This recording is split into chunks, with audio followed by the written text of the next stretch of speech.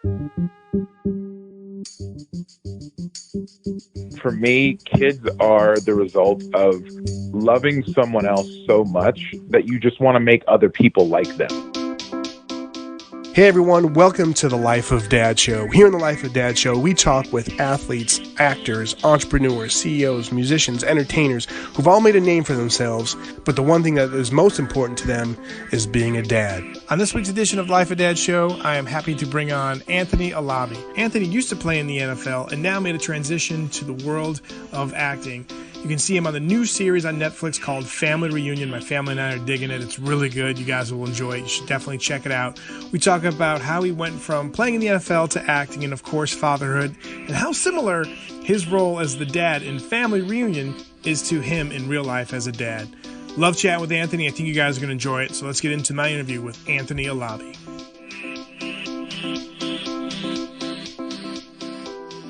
What's going on, everybody? Eddy here for the Life of Dad Show and online. I'm very happy to have actor, former NFL player, Anthony Alabi. Thanks for taking the time to chat with me, Anthony. How you doing, sir? I'm good, man. Thanks for having me. This is going to be fun. Yeah, man. I'm always excited to talk to people who are, played sports and also to actors, and you fit that bill, man. I love this. Before we kind of get into acting and football and fatherhood, I got to say congratulations on your new Netflix series, Family Reunion.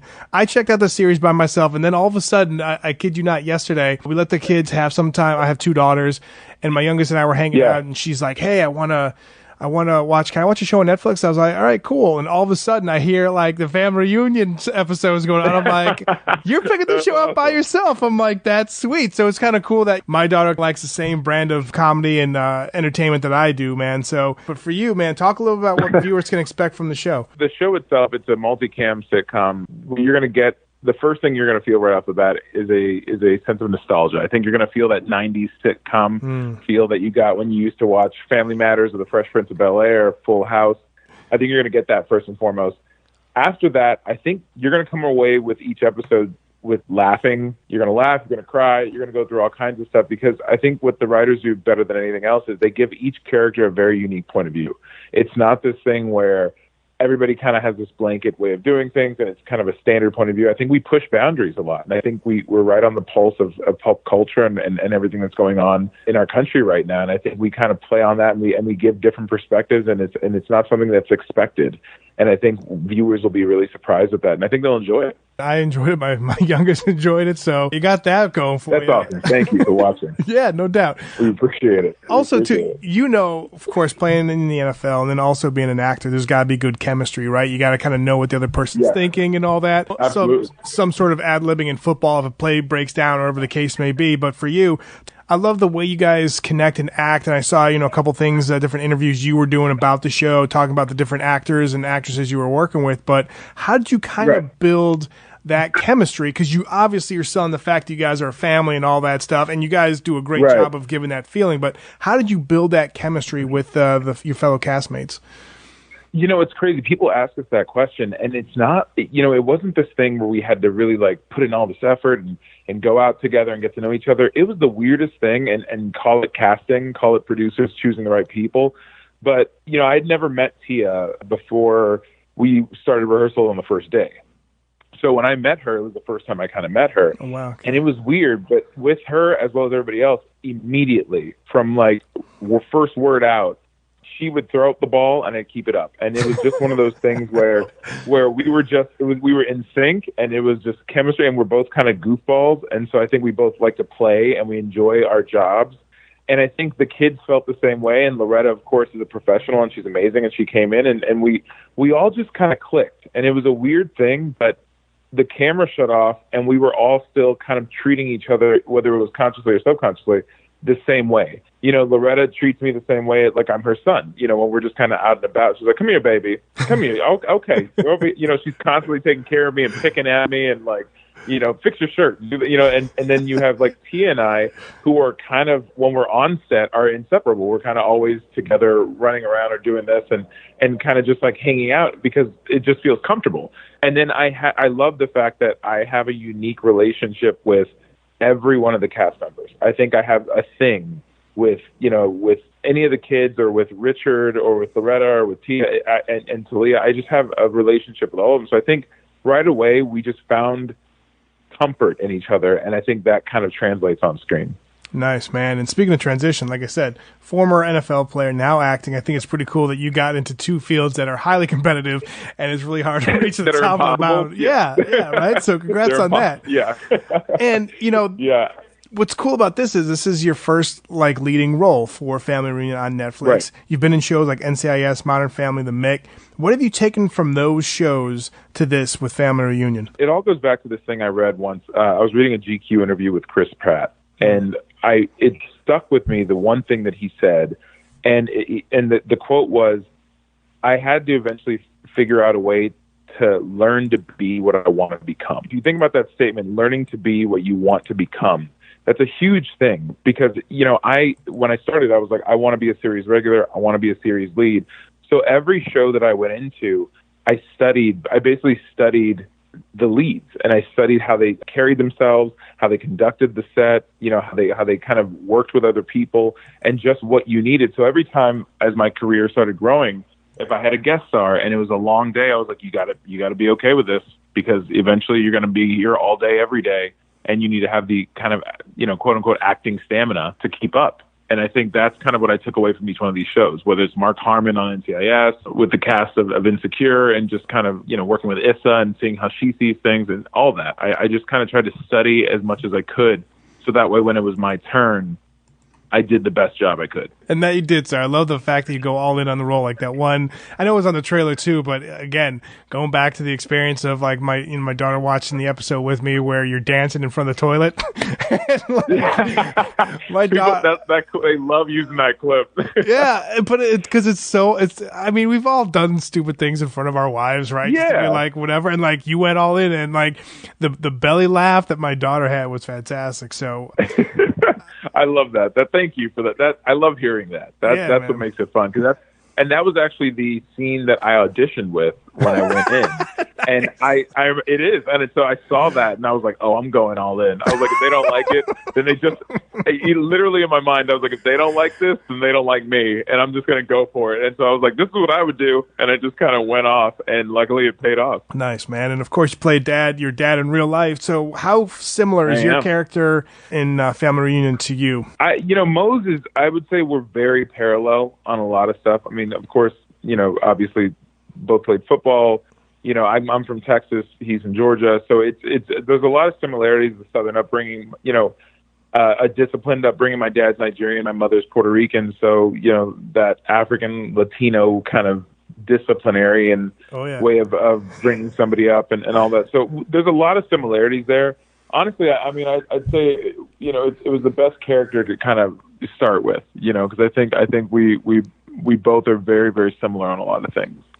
So it really worked on that. So now, as far as parenting goes, we parent the same.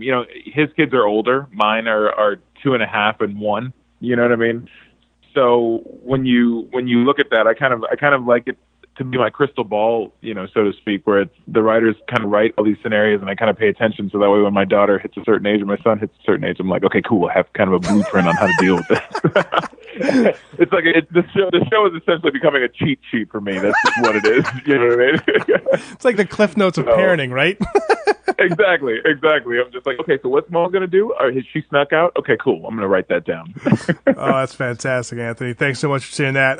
Kind of blending from acting to the NFL, I got to ask you, man, which is harder, memorizing a playbook or a script? Honestly, I would say in that sense, acting would be harder mentally. Okay. I think physically, of course, football is much tougher. Okay. I told my wife, I was like, it's so nice to get up every morning and to worry about, what am I going to do in the scene and think of point of view and circumstance and all these other things, as opposed to waking up every morning and thinking that I have to beat up another 300-pound man. So it's a little bit of a vacation for me now, not having to do that. I'm so grateful. I mean, once again, like I say a lot of times, it's like, ask me to do this twice and I don't know if I could. Yeah. It was something that just kind of aligned and worked. And I think that it's an incredible thing, and I'm very proud that it worked out. Very cool, sir. One more question before we get into fatherhood. And obviously we're just talking about the physical strains on playing the NFL and all that. But what do you miss most from your time in the NFL? Honestly, being part of a team. I just miss, the pageantry of Sundays and coming out of the tunnel and just like having 80,000 people going nuts and just kind of that all of these people, that team mentality of having all these people working toward one goal, which is why when I got this part, I was so in love with the fact that I'm part of a team again. And I love it because what happens is you get on set and you have, 80, 90 people in the crew, and then you have our cast, and you have producers, and you have all of these people working toward one vision. You know what I mean? And you can't, it's like, I tell my wife every day, I'm like, it's Christmas. It's Christmas every day I get on set because it's just so much fun.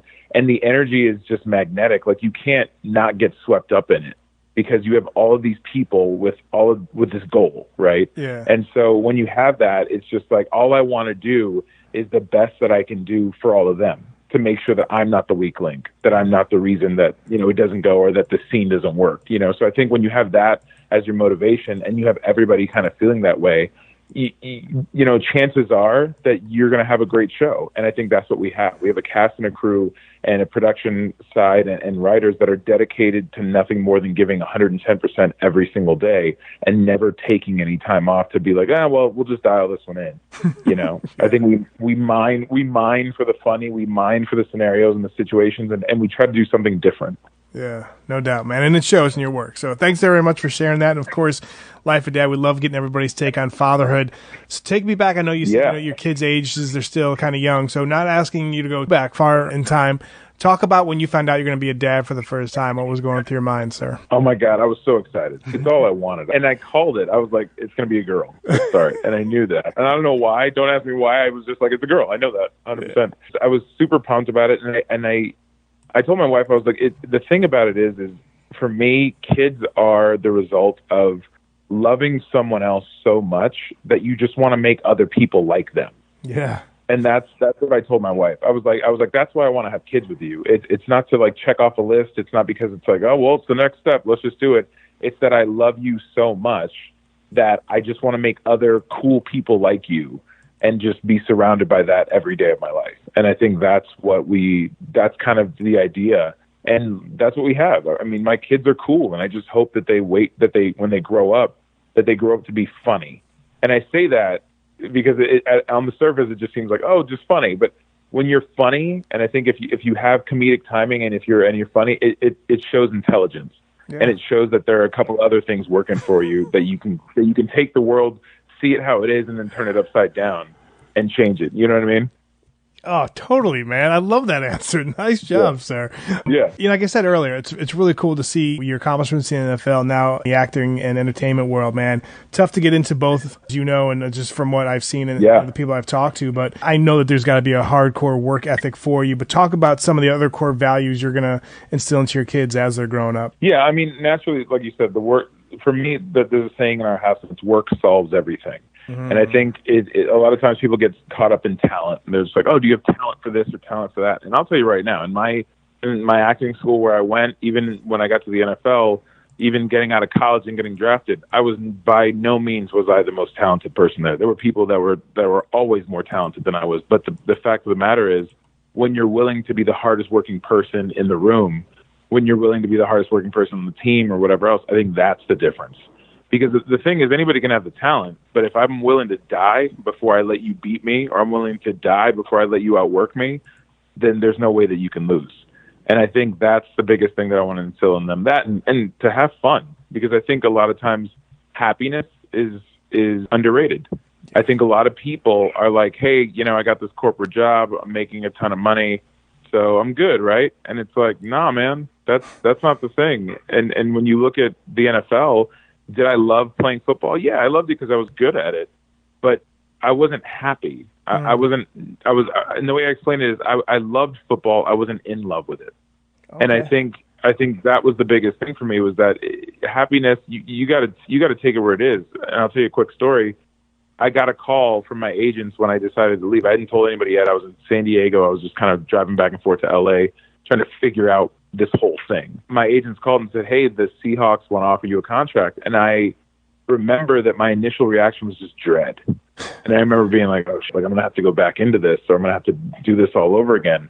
And for me, I turned down a contract to make $300 on a webisode for Burn Notice, this USA show. Yeah. And it was $300 to work over a week, over like 2 days over a weekend. You know what I mean? And it was non-union and it was whatever. But that made me so much happier than this big NFL contract that I could have gotten. That's a tough pill to swallow. I get it if people are like, nope, I don't think so. And I get that. I do. But for me, I needed to be happy. And I was just hoping that this leap would end up working out and I would figure out how to fly on the way down. And, you know, like I said, it worked out. Don't ask me to do it again. Nice. No, but that kind of reminds me, a couple of weeks ago that we published the interview with Akbar Biamajabila, and he was talking about... Yeah, I know Akbar. We're good buddies. After he got out of the NFL, he took a job in San Diego as a sports broadcaster for free because he bet on himself. He's like, I want to get in this. I want to, there's going to be some bumps and bruises along the way, but it's something that he was looking to do and he wanted to get into. So when you were saying that, it just reminds me because, I recently interviewed him and it's just like, yeah, you could go the easy route and do, A, B, and C, but that's such a great thing that you're going to be showing your kids that hey, you can go the easy route, you can go the safe route, but it might not give you happiness. And I totally agree. If you live a happier lifestyle, I think not only is that going to be good for you, but it's going to be great for your family and friends because you're exuding that happiness. So 100% agree with you. Right, and there's positivity at all times. You're not coming home and you're this bitter guy that, what we all remember his dad, where he's like, comes home, he's tired, don't talk to him for an hour. You know what I mean? it's as opposed to that, it's like come home and actually I want to hold my kids and hang out with you guys, and I don't smell like whiskey, and you know what I mean. So I think I watched a lot of TV shows. Same here. Yeah, that to me, that's a better kind of experience for the family as a whole, as opposed to we have a lot of money, but no one's really happy. But also, too, what you just mentioned right there, watching a lot of TV shows smelling like whiskey, but think about the impact that you're having on people, not just dads right now, but kids that are watching this show, seeing how dads can be all in, right? So I think that's phenomenal. Yeah, right there, man. Yeah, and I love that about the character, too. I love that we didn't, they didn't make Mose this, typical NFL player who's kind of shut off to his emotions, always has to play like the alpha male, always kind of makes the decisions and runs the household and is never questioned. I love that I'm really not the person I'm like the fourth person that makes the decisions in the house. Yeah. You know what I mean? And I'm the kind of, I'm a looser dad and I have fun. And I love that our relationship, Coco and Mose, it's one that's in harmony. And whereas typically I think on TV they like to portray the contrast of the parents and their where you have this dad who's not really capable but kind of just like, what do you need me to do? And the mom kind of runs the ship. And I love that with this show we're a team. And I think there's moments every now and then where we aren't together on it, but that makes for good TV as opposed to the vice versa of it. So I love that. I love that in the show it's a different kind of dad, and the great thing about Mose is he's whatever the situation calls for. I think as you go through the season, you'll see there are moments where I'm a goofball. There are moments where I'm funny, and then there's moments where I'm super sensitive, and moments where I have heart to hearts with my kids, or I get upset with them, or things get really dramatic. Yeah. What you said right there about not always being like the the doofus dad or whatever the case may be, but you have that relationship with your spouse on the show and all that, where it's like, you kind of are in sync, but then there's other times where you're not. But that's real life, and also you're showing like, hey, we can work around this. So, man, your show is such a great example for family. So I'm encouraging people to check out the Netflix series Family Reunion. One more question before we get into the Life of Dad Quick 5. What is one big piece of advice you offer to new dads listening to this? New dads, I would say this is a good one because I got so much. I went down a rabbit hole as a dad with like baby gear. I went down like this. I learned every piece of baby gear and every piece of I knew strollers the way like car guys know cars. You know what I mean? Like I did. Like a lady would be walking down the street with an upper baby, and I was like, "Oh, aluminum frames, totally 2016." You know what I mean? I just knew that, and I had all this information, and we created a TV show that I'm pitching about it. But it's just what it is. Like that for me, I think it helped my wife the most to just help.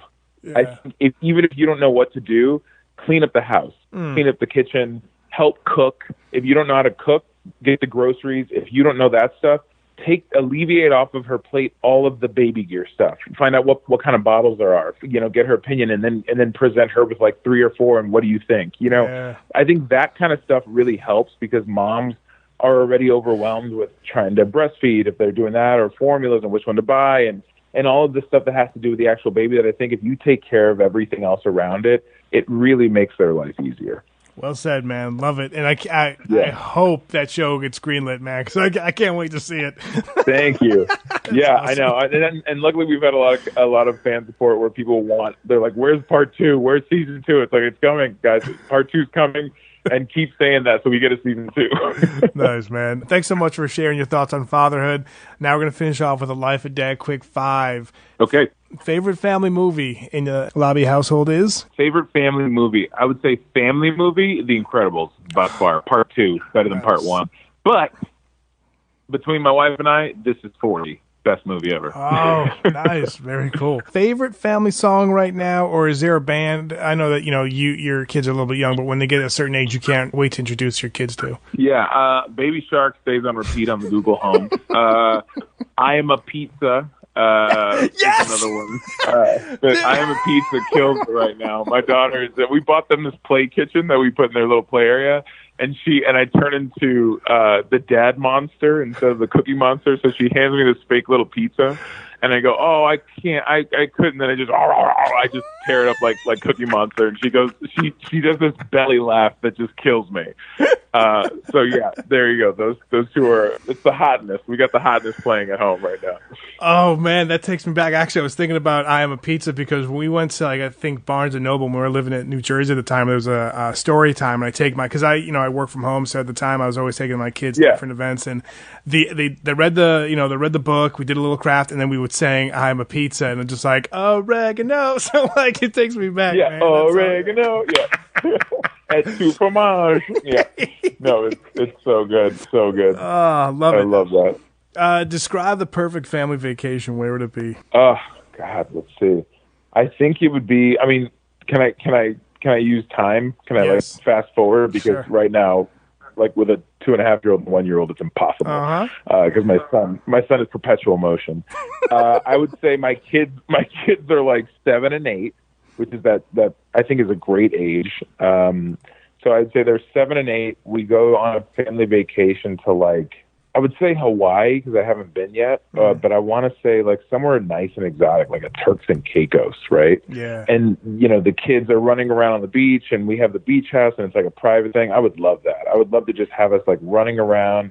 They kind of take care of themselves, and we can just eat and hang out, and I can just get really fat. I would love that.